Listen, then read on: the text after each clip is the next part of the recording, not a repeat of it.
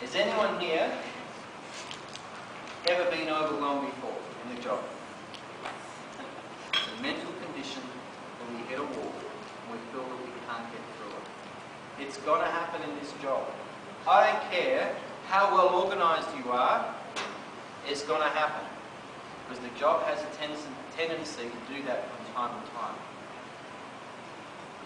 My only advice to you, there is no other way that if you can't go around the mountain, if you can't go under the mountain, if you can't climb over the mountain, you're going to have to go right through the mountain. Does that make sense? The only way is through. You've got to push through the situation, the circumstances, and rise above it. You've got to get yourself into a place where you can control any distractions. You've got to take control of the situation. Otherwise, the situation is going to become so overwhelming and take control of you.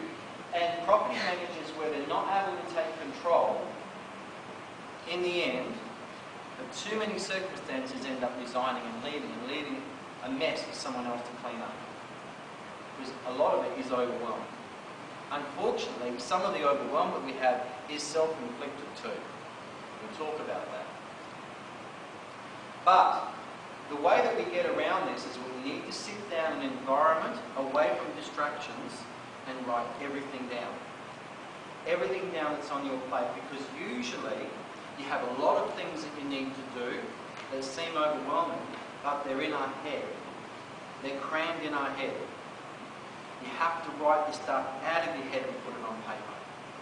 That's the first thing you've got to do. You've got to get clarity by putting it on paper. Drain everything, and it's a mind dump. Everything that needs to be done has to be on paper, because then you can get clarity, and you'll actually find that at least half the stress is going to drop by just doing that. Who's experienced that before? By writing everything down is a good start. Would you agree? Okay. And then once we've written everything down, we must place everything into an order of priority. You can't get this wrong, guys, because property management can also be called priority management. And you've got a million things to do and only 5 minutes to do it. So all you have to worry about is what has to happen now, what has to happen in 5 minutes' time, what can wait for an hour, what can wait till this afternoon, what can wait till next week, next month, and so forth. But you've got to get it in the right order. You've got to get the list down in writing.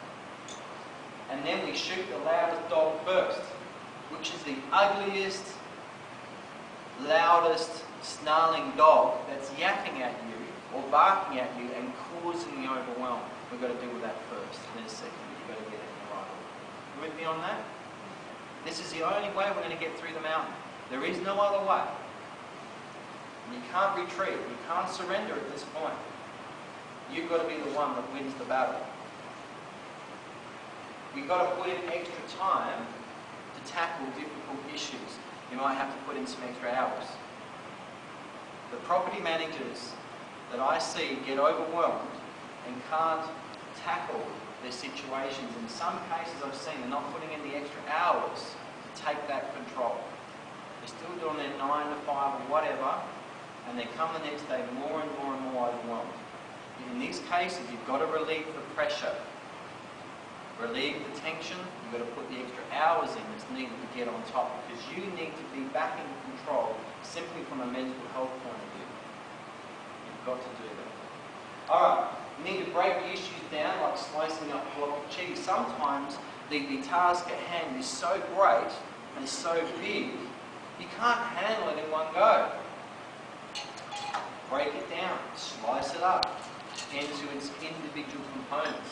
You may have to place those individual components into some type of order and a checklist on how you're going to deal with it. And then, in order of priority, 1, 2, 3, 4, and so forth, and get through it. It might be such a big task it's going to take a number of days or even weeks.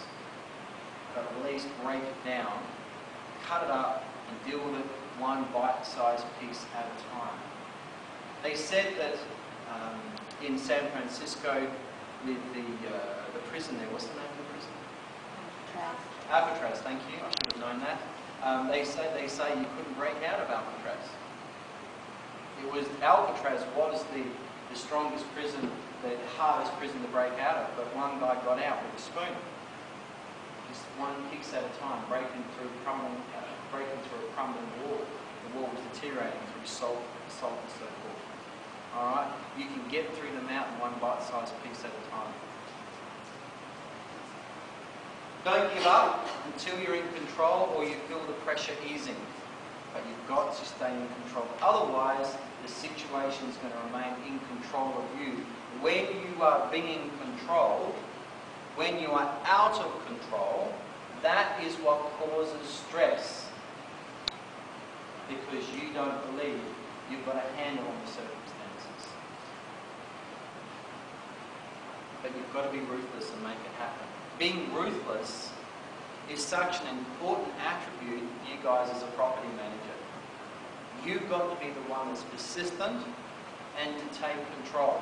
So, for example, with renovaries, you've got a serial offender that just won't budge. That won't pay no matter how many times you get on that phone. Who's had people like that? They just won't pay on time. You're getting very, very frustrated. You see, with me in rent arrears, something has to change.